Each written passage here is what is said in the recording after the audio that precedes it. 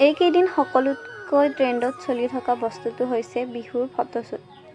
আমিও সকলোকে দেখি আছোঁ, সেই বুলি আজি আমিও ওলালোঁ। আমিনো কেলে পিছ পৰি থাকোঁ। আমাৰ ঘৰৰে পিছফালৰ পথাৰ এখনত আহি গ'লোঁ আৰু আমাৰ কোনো DSLR নাই, আমি মোবাইলতে ফটো উঠিম, যি হয় হ'ব আৰু আপোনালোকে ন'টিছ কৰিব পাৰিছে চাগে যে মই ইয়েৰিংছ পিন্ধা নাই। তাৰ কাৰণটো হৈছে যে মই ৩-৪ মাহমান পিন্ধাই নাছিলোঁ, সেয়েহে মোৰ কাণৰ ফুটাটো মাৰ গ'ল।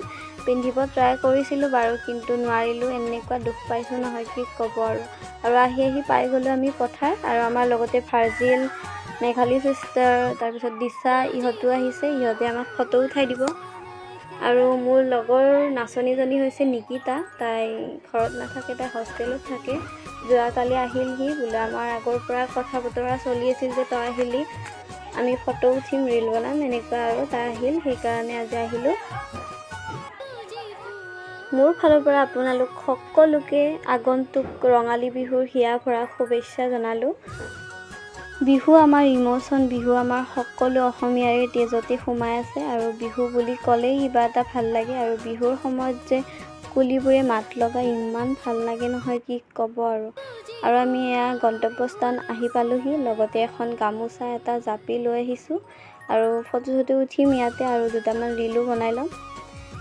আৰু এনেকুৱা গৰম দিছে নহয়, তথাপিও ফটো উঠিহে এৰিম আজি। আৰু মই ভইচ অভাৰ দি থাকোঁতে কুলিয়ে মাত লগাই আছিল, আপোনালোকে ন'টিছ কৰিলে শুনিব পাৰোঁ। আৰু আমি এয়া চাওক, একদম গৰমত ভিডিঅ' ফটো উঠি আছোঁ। আৰু এয়া আমাৰ ভাৰ্জিল, সকলোৱেতো চিনিয়ে পায়। আৰু ৰীলৰ বাবে এয়া দুটামান শ্বট লৈ আছিলোঁ, কিন্তু নিমিলে, বাৰে দি আছোঁ। বাৰু কি হয় বাৰু, দেখা যাব। এয়া এইৰ লগতো দুটামান শ্বট লৈ আছিলোঁ, কিন্তু নহয়। আৰু বিহু বুলিনো এপাক নানাচিম নে ৰাইজ, এয়া নাচি দিলোঁ।